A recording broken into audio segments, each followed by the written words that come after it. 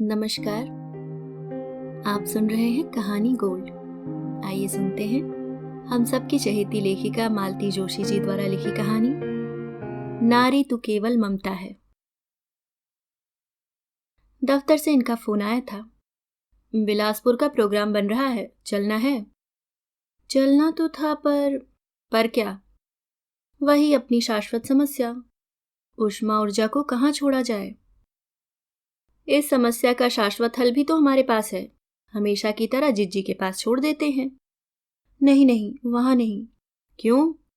मेरे स्वर की व्याग्रता से वे चकित थे। शायद उन्हें बुरा भी लगा हो। मैंने किसी तरह अपने को संयत करके कहा, अरे अब वे कोई छोटी क्लास में थोड़े ही हैं कि बस्ता उठाया और चल दिए। ढेर सारी किताबें और ढेर सारा होमवर्क होता है, कब किस चीज की जरूरत पड़ जाए कह नहीं सकते। और फिर कह रही थी कि बस वाला भी वहां से चढ़ाने के लिए किचकिच करता है। तो फिर खैर आप रिजर्वेशन तो करवा लीजिए, मैं कुछ इंतजाम करती हूँ। फोन रखने के बाद मैं गहरी सोच में डूब गई। बिलासपुर जाना बहुत जरूरी था। मौसा जी को गुजरे 5 महीने हो चले थे और मैं अब तक जा नहीं पाई थी। जिस दिन उनकी 13वीं थी उसके आसपास ही मेरे चचेरे देवर की शादी थी, सो जाना नहीं हो सका। और फिर एक बार टला तो बस टलता ही गया। इससे तो अच्छा था मन कड़ा करके तभी निकल जाती। थोड़ी बहुत चर्चा होती और क्या, पर एक काम तो हो जाता। निखिल भी पता नहीं मन में क्या सोचता होगा। 5 महीने बाद ही सही मौका लगा तो इन्होंने तुरंत प्रोग्राम बना लिया। प्रोग्राम तो बन गया, पर मेरा घर से निकलना क्या इतना आसान है? एक सनातन समस्या लड़कियों को लेकर हमेशा ही रही है। एक आध दिन के लिए कहीं जाना होता है तो वे लोग अपनी सहेलियों के यहाँ चली जाती हैं, पर हमेशा वह भी अच्छा नहीं लगता। अब तो 3 रातों का सवाल है। अभी पिछले साल तक यह समस्या इतनी गंभीर नहीं थी। शहर में बच्चों की बुआ है, निश्चिंत होकर उनके पास छोड़ जाते थे। पर अब संकोच होने लगा है, लड़कियां खुद ही राजी नहीं होती। पिछले साल बड़े भैया का प्रोस्टेट का ऑपरेशन हुआ था। हम लोग 2 दिन के लिए उन्हें देखने गए थे। बच्चे हसबे मालूम बुआ के पास थे। लौटने के बाद शाम को ये जाकर दोनों को घर ले आए। पापा जैसे ही आवाज की जद से बाहर हुए, उष्मा ने कहा, मम्मी, अगली बार से आपको कहीं जाना हो तो हम बेशक घर पर अकेले रह लेंगे, पर अब हमें वहां मत भेजा कीजिए।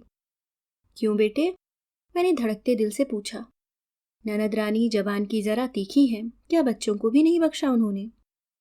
मम्मी प्लीज आप पापा से मत बताना, पर मुकेश भैया वे हमें बहुत तंग करते हैं, हमें अच्छा नहीं लगता। दोनों बस इतना ही कहकर चुप हो गईं, पर इससे ज्यादा कहने की जरूरत भी क्या थी।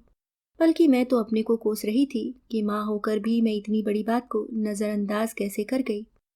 पहली बार एहसास हुआ कि लड़कियां अब बड़ी हो रही हैं। उन्हें यहाँ वहां भेजने से पहले 10 बार सोचना होगा, खासकर बुआ के यहाँ। मुकेश ननद रानी का इकलौता बेटा है, 3 बहनों में अकेला भाई, इसलिए खूब लाडला और शैतान भी। उसकी अपनी बहनें तो बड़ी थीं, उन पर कोई वश नहीं चलता था, पर उष्मा ऊर्जा को वह बहुत तंग किया करता था। चोटी खींचना, चिकोटी काटना, धौल जमाना, ये उसके प्रिय शगल थे। अक्सर ही दोनों बुआ के पास फरियाद लेकर जाती थीं, और बुआ अपने लाडले को एक मीठी सी डांट पिलाकर चुप करा देती थी। बचपन की ये शैतानियां वैसे तो निरापद होती थी, क्योंकि उसमें एक बाल सुलभ निश्चलता होती थी, पर अब उन्हें झेलना मुश्किल था। पहले तो फिर भी उस घर में 3-3 बहनें थीं, भाई पर थोड़ा अंकुश रखती थीं, पर अब 2 तो शादी के बाद अपने घर की हो गई हैं। तीसरी जबलपुर मेडिकल कॉलेज में पढ़ रही है। घर में रोक टोक करने वाला कोई नहीं रहा। मुश्किल तो यह है कि यह बात बच्चों के पापा को समझाना बहुत कठिन है। पुरुषों को वैसे भी इन बातों की समझ नहीं होती। फिर आंख पर अगर स्नेह और ममता का पर्दा पड़ा हो तो क्या कहने। नहीं तो क्या जिज्जी की सतर्क निगाहों से ये सब छूट पाता। मैं अपने सोच में डूबी हुई थी कि शाम का खाना बनाने महाराजिन घर में दाखिल हुई। पता नहीं मुझे क्या सूझा और मैंने तपाक से पूछ लिया, काकी 2 दिन के लिए जरा गमी में जा रही हूँ, तुम बच्चों के पास रह लोगी? हाँ, उन्होंने एक लंबी हामी भरी। हमाओं का है, घर में सोत हैं, सो तो इतने पड़ रहे हैं। टीवी तो खुला छोड़ जाओगी ना? टीवी बंद कर जाऊंगी तो ये लड़कियां मुझे कच्चा नहीं चबा जाएंगी? फिर ठीक है, तो निस्फिकर होके जाओ। दो जागो रोटी बेल बे जात हैं, सो उत्ते की भी छुट्टी कर दे हैं। नहीं नहीं, छुट्टी करने की जरूरत नहीं है। मैं नहीं चाहती थी कि हमारी गैरहाजिरी की सूचना कॉलोनी भर में प्रसारित हो। ये दोनों कौन सा दिन भर घर पर रहेंगी, स्कूल भी तो जाएंगी। तुम तो सुबह उनका खाना बनाकर चली जाना, अपने सारे काम निपटाकर शाम को आ जाना, खुद भी खाना इन्हें भी खिलाना और सो रहना। एक तरह से यह इंतजाम पक्का हो गया। लड़कियों ने भी उस पर अपनी मुहर लगा दी। खुश थी कि सारा सामान लाद कर बाहर नहीं जाना पड़ेगा। काकी से वैसे तो दोस्ती थी, पर वाचालता से आतंकित थी। मैंने कहा, तुम लोग तो उनके लिए टीवी खोल देना और कमरे में बैठकर आराम से अपनी पढ़ाई करना। अपनी समझ से तो मैंने बड़ा पुख्ता प्रबंध कर दिया था, पर इन्हें पसंद नहीं आया। बोले, जिज्जी को पता लगेगा तो कितना बुरा लगेगा कि नौकर चाकर अपनों से ज्यादा अपने हो गए। पर उन्हें पता ही क्यों लगेगा? क्यों, बताना तो पड़ेगा, एक आध बार आकर देख तो जाएंगी। आप भी कमाल करते हैं, शहर के उस छोर से बेचारी 50 रुपए खर्च करके यहाँ हालचाल पूछने आएंगी। देखिए, उन्हें परेशान मत कीजिए, मैंने पड़ोस में मिसेज नायर से कह दिया है, वे ध्यान रखेंगी। शुक्र था भगवान का कि बेमन से ही सही ये मान गए, नहीं तो मैं तो डर गई थी कि खबर पाते ही माँ से पहले मुकेश जी यहाँ हाजिर हो जाएंगे और लड़कियां खासी परेशान हो जाएंगी। रिश्तेदारी का मामला ही ऐसा अजीब होता है, मुंह खोलकर आप न तो कुछ कह सकते हैं न सह सकते हैं। गाड़ी पर चढ़ने तक तो मैं घर की चिंताओं से घिरी रही, पर जैसे ही सुव्यवस्थित होकर अपने बर्थ पर लेटी, मेरा मन घर छोड़कर सालों पीछे लौट गया। मौसी का चेहरा याद करने की कोशिश की, पर माँ का चेहरा ही सामने आता रहा। दोनों बहनों में अद्भुत साम्य था। नीतू तो हमेशा कहती थी कि जब भी मुझे अम्मा की याद आती है मैं मौसी को देख लेती हूँ। मौसी को गुजरे भी तो अरसा हो गया। निखिल तब मुश्किल से 10 साल का रहा होगा। मुझे याद है मौसी की तेरहवीं के बाद जब हम लोग लौटे, तीनों बच्चे हमारे साथ थे। नीरू नीतू तो मेरी हम उम्र ही थी। निखिल की थोड़ी चिंता थी, पर तीनों ही बहुत जल्दी घुल मिल गए। माँ लेकिन 6 महीने में ही हाफ उठी थी। 4 अपने थे ही, ये 3 और आ गए। शारीरिक और आर्थिक भार से उनकी कमर टूट चली थी। पापा भी जब तक दबी जमान में झल्ला उठते। अपनी सामर्थ्य तो देखती नहीं है, बस जोश में आ जाती है। माँ बेचारी रुआसी हो जाती। अब छोटी बहन की आत्मा के लिए इतना सा करना भी गुनाह हो गया। वो तो अच्छा हुआ कि रमा दीदी का ब्याह निकल आया और माँ को इस धर्म संकट से अनायास मुक्ति मिल गई। रमा दीदी मौसी के जेठ की, यानी कि ताऊ जी की छोटी बेटी का नाम था। बड़ी उमा 2 साल पहले ही ब्याही जा चुकी थी। ब्याह का न्योता देने और बच्चों को लिवाने ताऊ जी खुद आए थे। हाथ जोड़कर बोले, बहन जी, इस विपदा में आपने जैसी हमारी मदद की है, इन दुखियारे बच्चों को अपनी ममता की छांव दी है, सचमुच हम आपका यह एहसान कभी नहीं भूलेंगे। आपने सचमुच मासी का नाम सार्थक कर दिया, पर अब हमें इन्हें ले जाने की आज्ञा दीजिए। आप तो जानती हैं इन बच्चों को एक तरह से उनकी ताई ने ही पाला है। इस लड़के में तो उनके प्राण बसते हैं। वो तो आपका लिहाज कर गई, वरना उसे कभी आंखों की ओट नहीं होने देती। दुल्हन जहां मर्जी आए जाती रही, पर इसे कभी नहीं भेजा। अब रमा की शादी के बाद तो एकदम ही अकेली पड़ जाएगी, एकदम बौरा जाएगी। वैसे भी बहन जी, बच्चे अपने ही परिवार में पलें तो ठीक रहता है। कल को इन लड़कियों के लिए भी घर वर ढूंढना है। इनके बाप तो आप जानती हैं फौज में हैं। शादी पर आ जाएं यही बहुत है। यहाँ तो जो भी करना है हम ही को करना है। ये ताऊ जी की गर्वोक्ति नहीं थी। वस्तु स्थिति और फौज की नौकरी ने मौसा जी को हमेशा घर से दूर ही रखा। घर की सारी जिम्मेदारी ताऊ जी के ही सिर थी। नीरू व नीतू दोनों की शादी में देखा था। मौसा जी मंडप के दिन ही आ पाए थे। लड़का ढूंढने से लेकर दहेज जुटाने तक सारा सिरदर्द ताऊ जी का था, और इस काम में उन्होंने जरा भी पक्षपात नहीं बरता था। अपनी और भाई की बेटियों में फर्क नहीं किया था। निखिल की शादी में तो मौसा जी रिटायर होकर घर आ गए थे, तब भी उनकी भूमिका मात्र दर्शक की थी। सारी व्यवस्था उनके भाई ही देख रहे थे। रिटायरमेंट के बाद मौसा जी गांव में ही रह गए थे। कहते कि इतने सालों तक भैया ने जी तोड़ मेहनत की है। उन्हीं की कृपा से मेरे बिन माँ के बच्चे पल गए, ब्याह गए। अब मैं उन्हें काम नहीं करने दूंगा, पूरा आराम दूंगा। पर आराम भी तभी मिलता है जब मनुष्य उसे भाग्य में लिखा कर लाता है। ताऊ जी भी ये सुख ज्यादा दिन तक नहीं भोग सके। मुश्किल से उसके बाद 2 ढाई साल जिए। पत्नी की मृत्यु से मौसा जी दुखी भर हुए थे। पर बड़े भाई की मृत्यु से तो एकदम ही टूट गए थे। बाद में उन्हें भी कैंसर जैसे जानलेवा रोग ने जकड़ लिया। उनका गठीला शरीर देखते देखते साल भर में कंकाल बन गया। आखिरी 3 महीने तो उन्होंने मरणांतक पीड़ा भोगी थी। मैं तो घर गृहस्थी के झंझटों के कारण उन्हें देखने नहीं जा सकी थी, पर बड़े भैया 2 बार हो आए थे। बोले, उनका कष्ट देखा नहीं जाता, इससे तो अच्छा था किसी लड़ाई में शहीद हो जाते, कम से कम यश तो मिलता। पर मनचाही मृत्यु सबको कहाँ नसीब होती है। सर्किट हाउस पहुंचते पहुंचते 11 तो बज ही गए थे। घर से चलने से पहले निखिल को सूचित कर दिया था। सर्किट हाउस से फिर एक बार फोन कर दिया कि नहा धोकर बस पहुंच ही रहे हैं। ये मुझे छोड़कर इंस्पेक्शन पर निकल जाएंगे, शाम को लौटकर खाना खाएंगे, दिन भर मैं वहीं रहूंगी। निखिल और अंजू प्रतीक्षा करते ही मिले। सॉरी तुम्हें देर करवा दी ना। नो प्रॉब्लम, आज तुम्हारे ऑनर में मैंने छुट्टी ही ले ली है। एक बार ऑफिस पहुंच जाओ तो फिर लौटने का कोई ठिकाना नहीं रहता। मुझे अच्छा भी लगा और संकोच भी हुआ कि निखिल ने मेरे लिए अपनी एक छुट्टी बर्बाद कर दी। वैसे छुट्टियां होती ही इसीलिए हैं कि किसी अपने पर बर्बाद की जाए। इन्होंने मातम पुरसी की औपचारिकता की और अपने काम पर चले गए। उनके जाने के बाद हम लोग थोड़ा सहज हुए। फिर मैंने अपने ढंग से मातम पुरसी की। मौसा जी की बीमारी, उसका इलाज, उसका खर्च आदि का ब्यौरा लिया। अंतिम संस्कार के बारे में पूछा कि कहाँ किया, कैसे किया। नीरू नीतू की खोज खबर ली। पता नहीं कितने सालों बाद मिले थे हम लोग।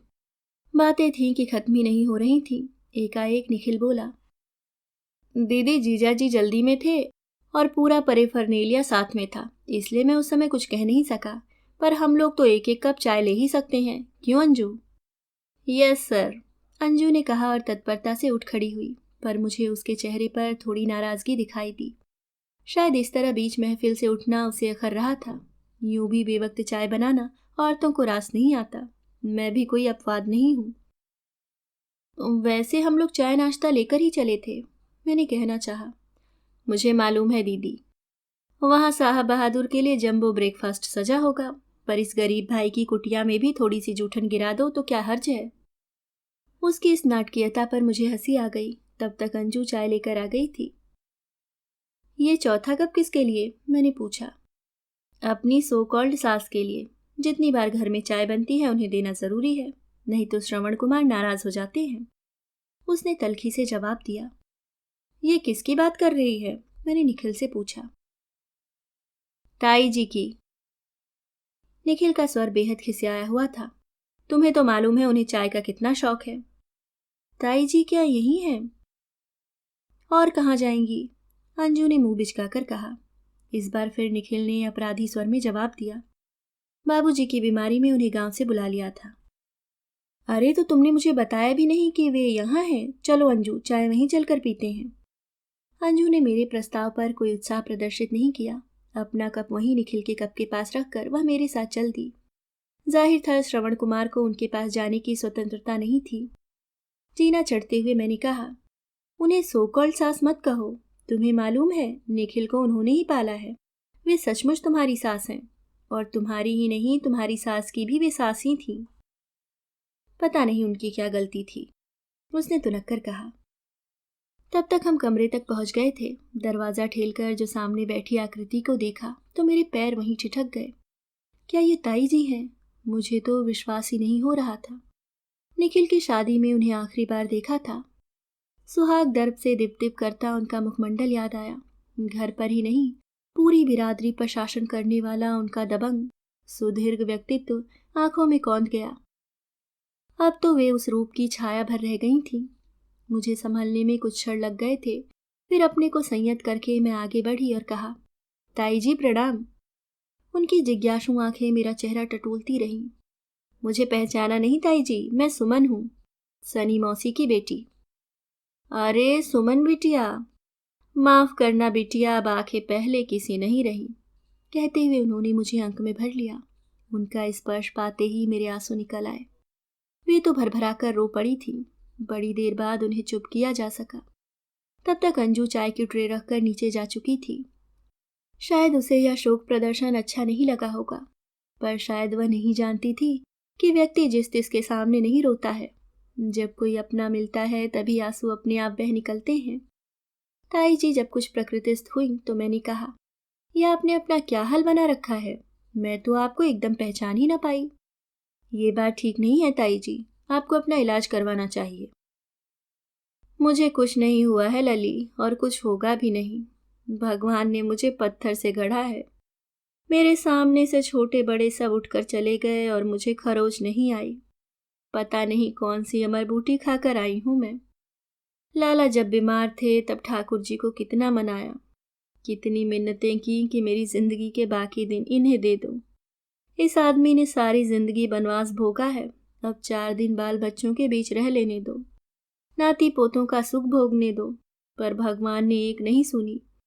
ऐसी मौत दी उन्हें कि याद करके आज भी रोया कांप जाता है। उनका कष्ट देखा नहीं जा रहा था। बस यही संतोष है कि आखिरी वक्त में बाल बच्चों के साथ थे, बेटे की सेवा पा रहे थे।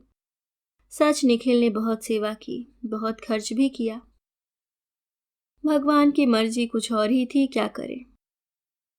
एक दीर्घ निश्वास खींचकर वे चुप हो गईं। कुछ देर और उनके पास बैठकर मैं नीचे चली आई। उनसे भी आग्रह किया कि चलिए, वहां सबके साथ बैठिए, यहाँ अकेले बैठे बैठे मन और खराब होता है। पर वे नहीं आई। विनम्र किंतु दृढ़ शब्दों में मना कर दिया। नीचे आकर मैंने निखिल से कहा, निखिल, ताई जी को ये क्या हो गया है? कैसी पर्सनालिटी थी और अब क्या हो गई हैं? I am afraid she is not well. अब नहीं भी हैं तो मैं क्या कर सकता हूँ। वे तो डॉक्टर के नाम से बिदकती हैं, कहती हैं तुम्हारी माँ, तुम्हारे पिता, तुम्हारे ताऊ जी, सभी ने तो डॉक्टरों से इलाज करवाया था, क्या फायदा हुआ? क्या कोई दवा मौत को रोक सकी? अब मुझे बिना दवा के ही मरने दो। बच्चे स्कूल से लौट आए तो अंजू खाना लगाने के लिए उठ गई। मैंने सोचा मैं भी थोड़ा हाथ बटा लूं, नहीं तो सोचेगी कि ननद रानी केवल बातों की ही धनी है। मेज पर 5-6 थालियां थी। मैंने पूछा, ताई जी नहीं खाएंगी? आज उनकी एकादशी है। वैसे भी वे टेबल पर कहाँ खाती हैं। उनके लिए आसन और पीढ़ा मैंने ऊपर कमरे में ही लगा दिया है, यहाँ जगह कहाँ है। फलाहार तो करेंगी ना? लाओ मैं कुछ बना दूं। कब से बना रखा है। उनकी थाली तो पहले लगानी पड़ती है, नहीं तो आपके भाई मेरा कोर्ट मार्शल नहीं कर देंगे। तो लाओ दे आती हूँ। तुम कितनी बार ऊपर नीचे करोगी? थैंक यू दीदी। उसने मुझे ट्रे पकड़ाते हुए कहा। मैंने देखा, एक साबूदाने की खिचड़ी का डोंगा और एक दही की कटोरी, बस। फल फूल मिठाई कुछ भी नहीं। फलाहार क्या ऐसा होता है?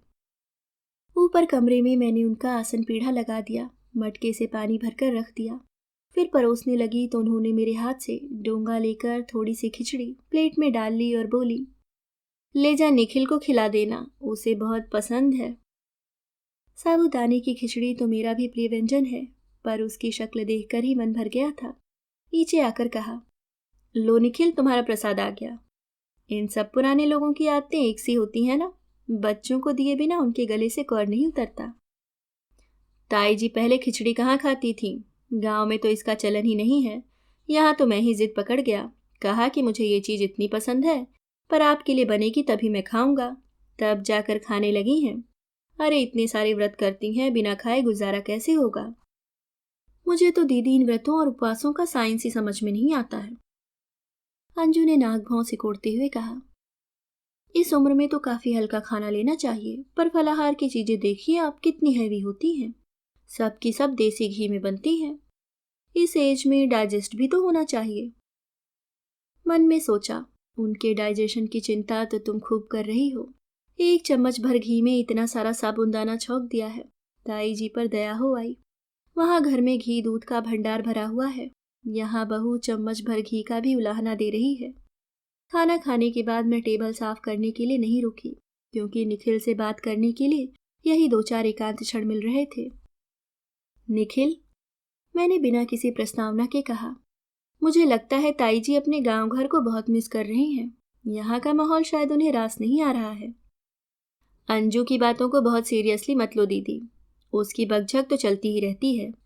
मुझे तो अब आदत हो गई है। तुम्हें तो आदत होनी ही चाहिए, तुम्हें उसके साथ जिंदगी जो गुजारनी है। पर वैसे उसका भी दोष नहीं है, लेकिन दोनों घरों के कल्चर में बहुत फर्क है, इसलिए परेशानी होती है।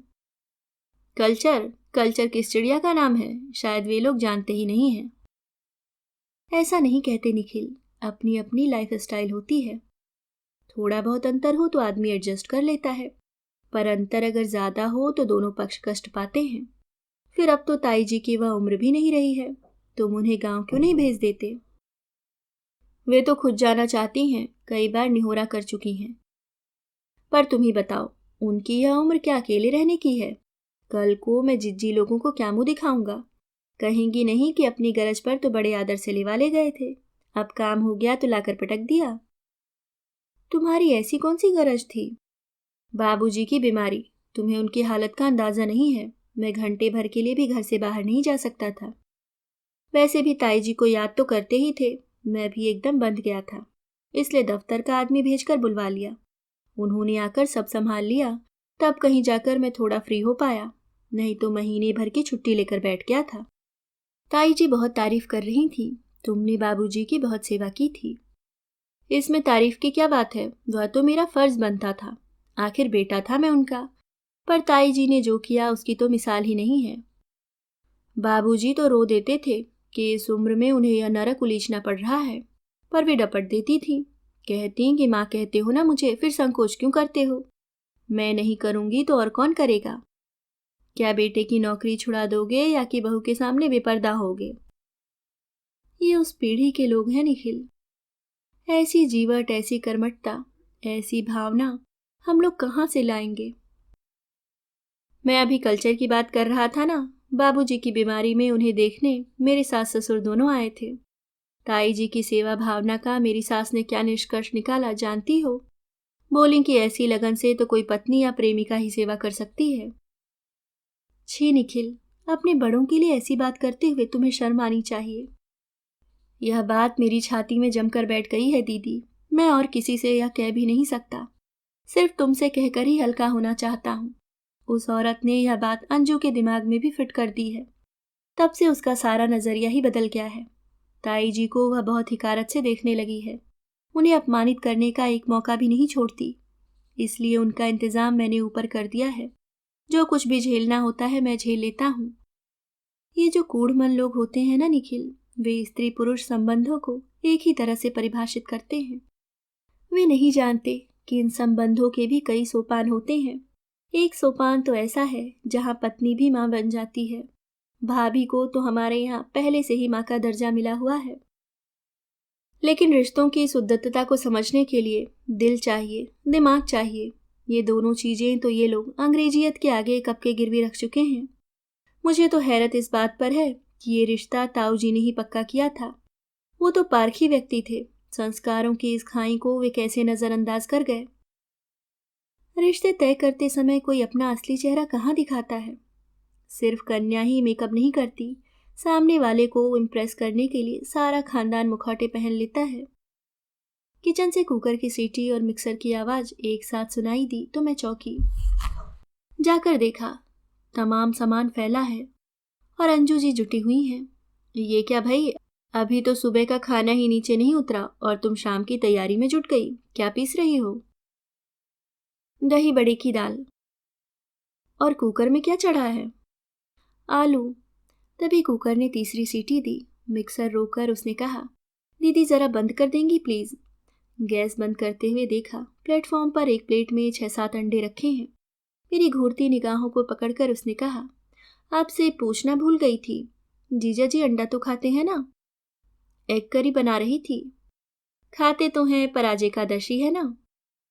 आप लोग तो एकादशी नहीं करते ना, फिर क्या हर्ज है? ऐसे व्रत वाले दिन ही तो मुझे मौका मिलता है, बाकी दिन तो मैं ऐसी वैसी चीजें बनाने का सोच भी नहीं सकती। सच दीदी, बड़ी बंदिशें हैं। बंदिशें?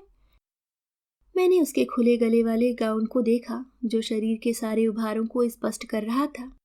अच्छा था कि उसने सुबह जीजा जी के सम्मान में साड़ी बांध ली थी। उनके जाते ही वह गाउन में आ गई थी। ताई जी को कैसा लगता होगा, उन्होंने तो शायद कभी बहू के खुले सिर की भी कल्पना नहीं की होगी। मैं कुछ करवाऊं? आप पूछेंगी तो मुझे लालच हो जाएगा। एक दिन के लिए आई हैं और यहाँ भी काम करेंगी। चलिए अच्छा, इलायची छील दीजिए। ये इलायची किस लिए? मैंने छीलते हुए पूछा। खीर बना रही हूँ। मन हुआ कि कह दूं कि हम लोग मातम पुरसी पर आए हैं, तुम यह 36 व्यंजन क्यों बना रही हो? पर जो औरत एकादशी के दिन अंडे पका रही थी, उससे ऐसे लोकाचार की अपेक्षा व्यर्थ थी। शायद वह हम लोगों को अपनी पाक कला से इम्प्रेस करना चाहती थी। मैंने उसकी हौसला अफजाई करते हुए कहा, बहुत अच्छा खाना मत बनाना अंजू, नहीं तो मैं परेशानी में पड़ जाऊंगी। रोज मेरी तुम्हारी तुलना होगी और मुझे तो 19 ही रहना है, मैं जानती हूँ। वैसे भी तो दीदी अपनी बीवी के हाथ का खाना कितनों को पसंद आता है। हमेशा दूसरों की तारीफ होती रहती है। हमारे यहाँ तो दिन में 10 बार ताई जी के खाने का जिक्र होता है। उस पीढ़ी की औरतें सचमुच बहुत अच्छी कुक होती थी अंजू। ताई जी जब तक यहाँ हैं, उनसे 2-4 चीज सीख ही लो, काम आएगी। ना बाबा, मैं तो उन्हें रसोई में बिल्कुल ही टॉलरेट नहीं कर सकती। इतनी मीन मेख निकालती हैं कि बस। और उनकी नज़र से कुछ छूटता भी नहीं है। ये महरी ने मटका क्यों छू दिया, आटा सनी हाथों से दही का सकोरा क्यों उठा लिया, फ्रिज में दूध के साथ रात की सब्जी क्यों रख दी। मैं तो परेशान हो जाती थी। अब उनका इंतजाम ऊपर ही कर दिया है, आराम है। पुराने संस्कार हैं अंजू, एकदम कैसे जाएंगे। इस उम्र में तो और भी मुश्किल है। वो कुकर ठंडा हो गया होगा, आलू निकाल दो। छील देती हूँ। ताई जी का तो रात में भी उपवास होगा ना, तो प्याज लहसुन में हाथ लगाने से पहले उनके लिए 4 आलू उठाकर रख दो। आप भी उनकी तरह बोलने लगी हैं। अरे हमारे भी तो वही पुराने संस्कार हैं। तुम्हारी तुलना में तो हम पुरानियां ही कही जाएंगी कि नहीं। ये भी कभी कभी ऐसी ही पुराणपंथी बातें करते हैं। वह भी तो उन्हीं संस्कारों में पला बड़ा है। तुम्हारी अपनी सास जिंदा होती तो वह भी ऐसी ही बातें करती, और उन्हें तो तुम्हें 12 महीने झेलना पड़ता। ताई जी फिर भी 4 दिन बाद चली जाएंगी। कहाँ जाएंगी वे? और जाना भी चाहें तो उन्हें जाने कौन देगा? श्रवण कुमार जी सिर पटक कर प्राण नहीं दे देंगे? सच दीदी, इनकी माँ अगर इन्हें इतना सा छोड़कर मर गई तो इसमें मेरा क्या कसूर है? किसी ने इन्हें छाती से लगाकर पाला है तो उसका एहसान जिंदगी भर मुझे क्यों उठाना होगा? मैं चकित और हतप्रभ होकर उसका चेहरा देखती रह गई। इस तरह भी कोई सोच सकता है? यह मेरी कल्पना से परे था। या नई पीढ़ी सचमुच इतनी संवेदन शून्य हो गई है? अच्छा दीदी, एक बात बताइए, इतनी भरी जवानी में बीवी चल बसी थी, फिर भी बाबूजी ने दूसरी शादी क्यों नहीं की? यह प्रश्न उसने औचक ही पूछ लिया होता तो शायद मैं उसका मर्म समझ नहीं पाती। पर निखिल से बात करने के बाद मेरे लिए सब कुछ साफ हो गया था। इसलिए मैंने बड़े सपाट स्वर में कहा, ऐसे जवान भी नहीं थे मौसा जी। उस समय ये निखिल ही कोई 10-12 का होगा। नीरू नीतू तो उससे भी बड़ी थी। फिर भी उनके लिए रिश्ते आ रहे थे। हिंदुस्तान में लड़कियों की कमी थोड़ी ही है। 1-2 प्रस्ताव तो खुद मेरी माँ लाई थी, पर उन्होंने साफ मना कर दिया। बोले, बहन जी मैं फौजी आदमी हूँ, मेरी जिंदगी का कोई ठिकाना नहीं है। वैसे भी घर पर 1-2 साल बाद ही आ पाता हूँ। आपकी बहन ने निभा लिया, दूसरे भी निभा लेगी, क्या गारंटी है? फिर लोग दूसरी शादी करते हैं बच्चों के लिए। तो मेरे बच्चे तो इतने अच्छे पल रहे हैं कि मुझे फिक्र करने की जरूरत ही नहीं है। और वाकई ताऊ जी और ताई जी ने मिलकर तीनों बच्चों की ऐसी अच्छी परवरिश की जैसे कि सगे माँ बाप भी नहीं कर सकते। हमारे यहाँ तो हमेशा उनकी मिसाल दी जाती थी। और मैं तफसील से उस विषय में बताने लगी थी कि मैंने देखा अंजू की दिलचस्पी खत्म हो गई है और वह दूसरे कामों में लग गई है। अपेक्षित उत्तर न मिलने से शायद उसे निराशा हुई थी। रात का खाना क्या था? पूरा शाही डिनर था। मेज डोंगों से पट गया था। इन्होंने मुझसे फुसफुसाकर कहा भी, we are suppose to be on condolence visit ना।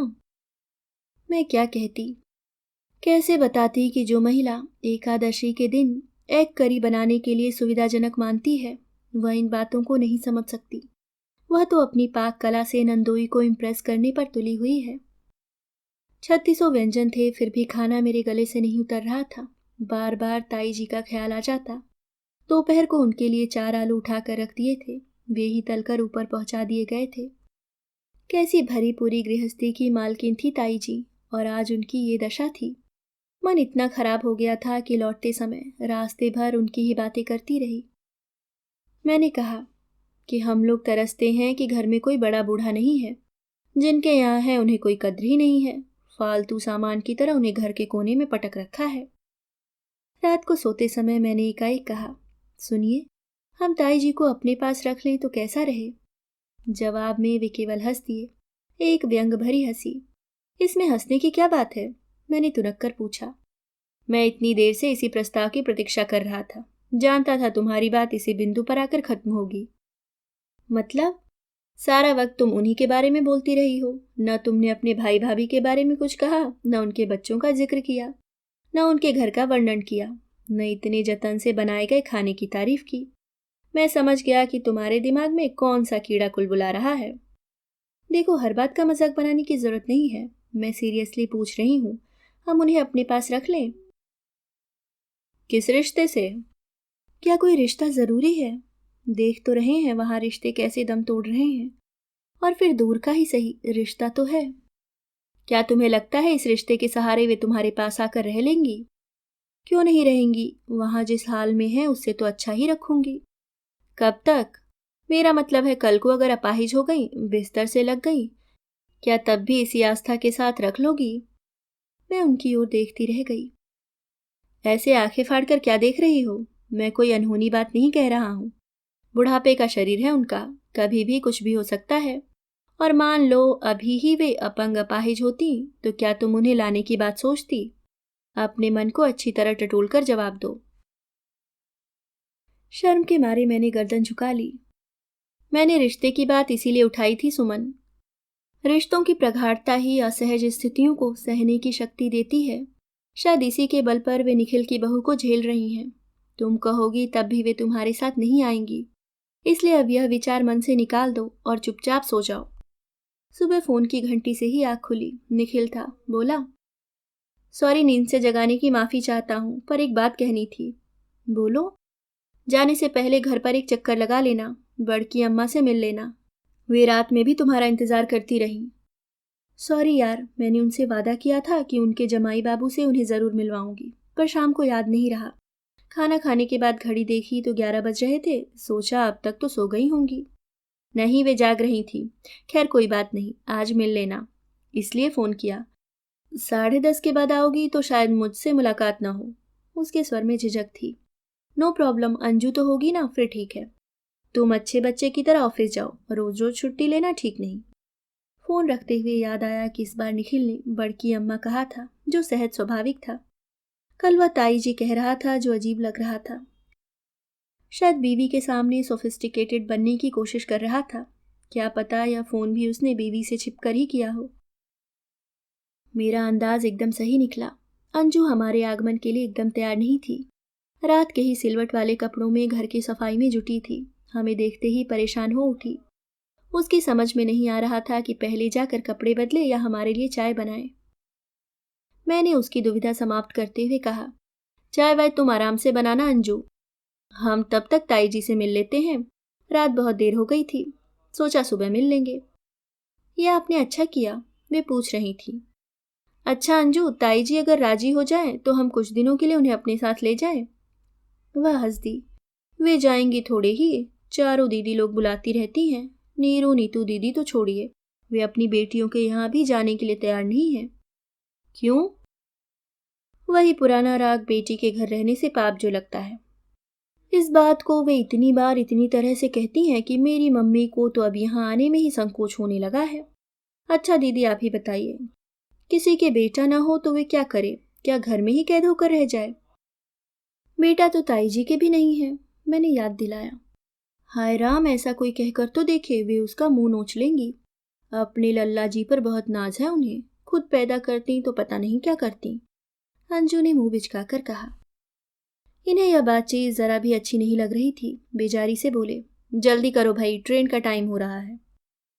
ताई जी हमारी प्रतीक्षा ही कर रही थी। उन्होंने इन्हें प्रणाम भी नहीं करने दिया, बीच में ही टोक कर बोली, कुंवर जी, हमें यूं पाप में तो मत ढकेलो। और फिर दोनों के हाथ में रुपए पकड़ा दिए। ये क्या है ताई जी? हम दोनों ने एक साथ कहा। संकोच भी हो आया, जैसे हम इसी के लिए दोबारा लौट कर आए हैं। ये कुछ नहीं बेटा, तुम्हारा नेक है। लेकिन ताई जी, इस समय तो। समय कोई भी हो बेटा, मरना हो कि जीना हो, बहन बेटी तो नेक के साथ ही विदा होती है। संकोच मत करो, यह तो तुम्हारा हक है। ताई जी, अगर मुझे सचमुच बेटी मानती हैं तो कुछ दिन मेरे साथ चल कर रहिए। मैंने फिर से वही राग छेड़ दिया। इन्होंने आंखें तरेर कर मुझे देखा भी, पर मैंने परवाह नहीं की। ताई जी हंसकर बोली, तुम्हें बेटी मानती हूं तभी तो तुम्हारे साथ नहीं जा सकती। तुम्हारे साथ चली जाऊंगी तो वे चारों मेरे प्राण नहीं ले लेंगी। तो आप उनके यहाँ भी जाइए ना, साल में 3-3 महीने सबके यहाँ रहने का क्रम बना लीजिए। उनका भी मन रह जाएगा और आपका भी जी बहल जाएगा। कहना तो चाह रही थी कि यहाँ वाले भी खुश हो जाएंगे, पर कह नहीं सकी। अब तो हम कहीं भी रह लें लली, जी तो हमारा बहलने से रहा। फिर क्यों बुढ़ापे में बेटी के दरवाजे जाएं? यह तो बहुत पुरानी बातें हो गई हैं ताई जी। आजकल इस तरह कोई नहीं सोचता। बेटा बेटी सब बराबर हैं। हम तो पुराने लोग हैं लली, सो पुराने ढंग से ही सोचते हैं। फिर अब हमें कितने दिन जीना है? इस उम्र में घर घर डोलते क्या हम अच्छे लगेंगे? और हम जाना भी चाहें तो क्या लल्ला हमें जाने देगा? गांव तक तो जाने नहीं देता, तो क्या लड़कियों के यहाँ भेज देगा? और हम जिद करके चले भी जाएं तो सोचो उसकी कितनी बदनामी होगी। हमने लाख उसे बेटे की तरह पाला है, वह भी हमें माँ से बढ़कर मानता है।